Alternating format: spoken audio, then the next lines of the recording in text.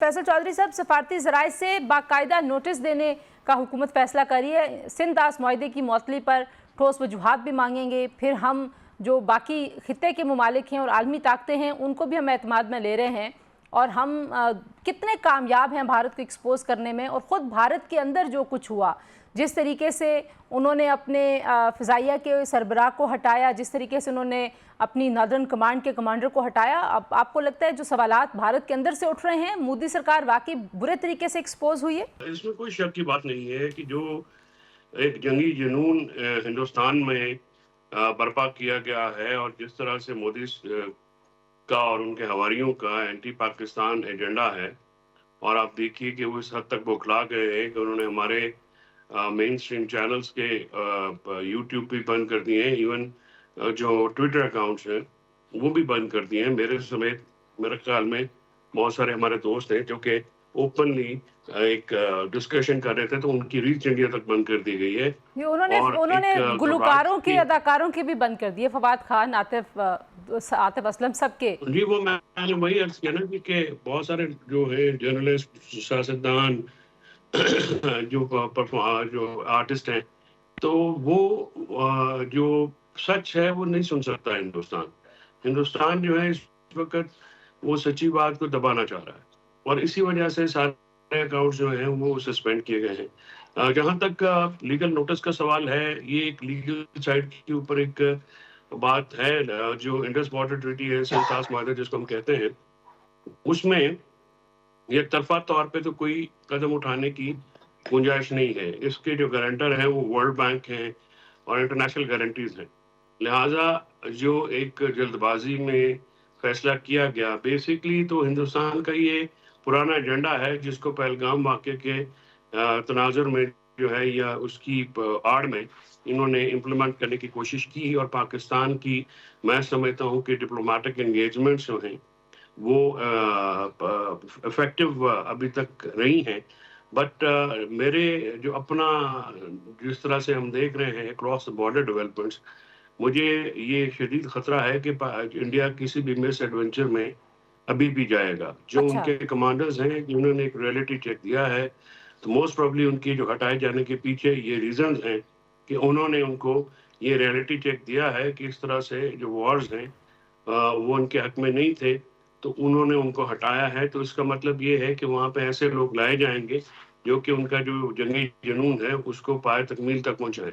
और पाकिस्तान जो है उनका टारगेट हमेशा से रहा है आरएसएस का, हिंदुत्व का, बीजेपी का, तो और पाकिस्तान को वो बिल्कुल देखना नहीं चाहते हैं, तो वो मिस ठीक, अच्छा, एडवेंचर कर आपको सकते लगता है हैं। कि मिस एडवेंचर करेंगे। आपकी इमरान खान साहब से मुलाकात हुई और आपने पाक भारत जो इस वक्त सिचुएशन है उस पर उनका पैगाम भी जो है वो मीडिया के ज़रिए दिया।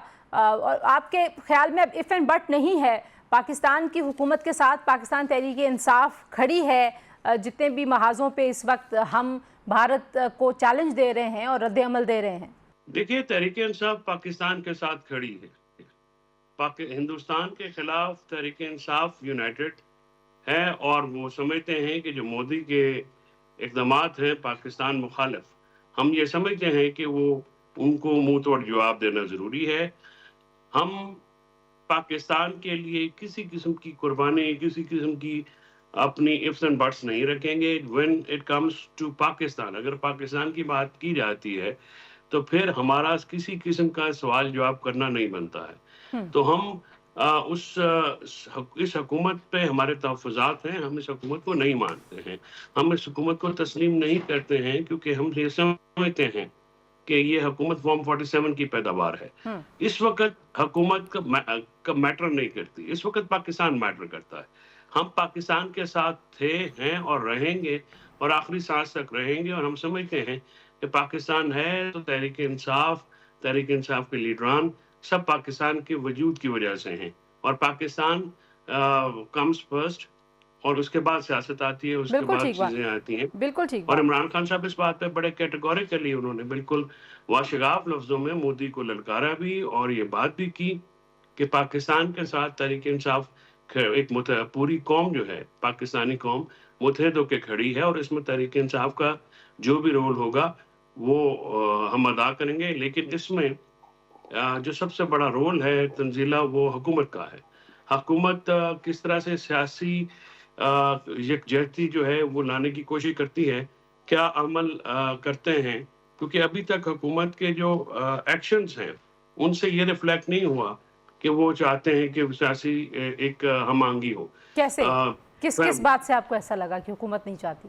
मसला डाला कि बाहर आप फैमिली की एक्सेस रोकते हैं, आप उनके वकला की एक्सेस इमरान खान साहब तक रोकते हैं, ठीक। उसके बाद आप उनके लोगों को नहीं मिलने देते हैं, आप अभी भी जो सियासी इंतकाम है वो जारी है। क्या आप इस मौके पर बार्गेन कर रहे हैं सर पीटीआई? और क्या इमरान खान साहब को जो उन्होंने इतनी अच्छी ट्वीट की थी इंडिया के खिलाफ, उसमें जरदारी साहब और नवाज शरीफ साहब की शख्सियात पे इस तरह का कोई उनकी जो इमेज डिस्टॉर्ट उनके जहन में अगर है तो वो उसका इजहार करना ज़रूरी था? देखिए तंजीला, जो इफ्तार वली साहब ने अभी ज़बान में इस्तेमाल की है, जो उनका लबो लहजा है, यही मैं बताना चाह रहा था कि हुकूमत को हम इस तरह से एक्सपोज करना चाह रहे हैं कि देखिए इनके दिल में मैल है, इनकी बदनीयती है, और ये सिर्फ हमारे से अच्छा कहलाना चाह रहे हैं और खुद कुछ नहीं करना चाह रहे।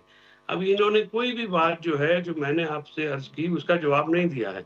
नवाज शरीफ साहब ज़ाती मफादात ताल्लुकात को मुल्की मफादात में अहमियत देते हुए नजर आ रहे हैं।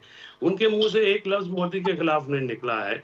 उनकी हुकूमत, जो उनकी पार्टी है, वो हुकूमत में है। जब आप हुकूमत में होते हैं तो आपकी जिम्मेदारियां होती हैं। अभी तक नवाज शरीफ साहब की तरफ से कोई ऑफिशियल बयान नहीं आया है जिसमें इंडिया की मजम्मत की गई हो, या उनकी तरफ उनको से लंदन सवाल हुआ तो वो इस तरह से वहां से अपना भागे गाड़ी में बैठ के, जैसे पता नहीं वो उन्होंने वापस दिल्ली जाना है, लाहौर नहीं आना।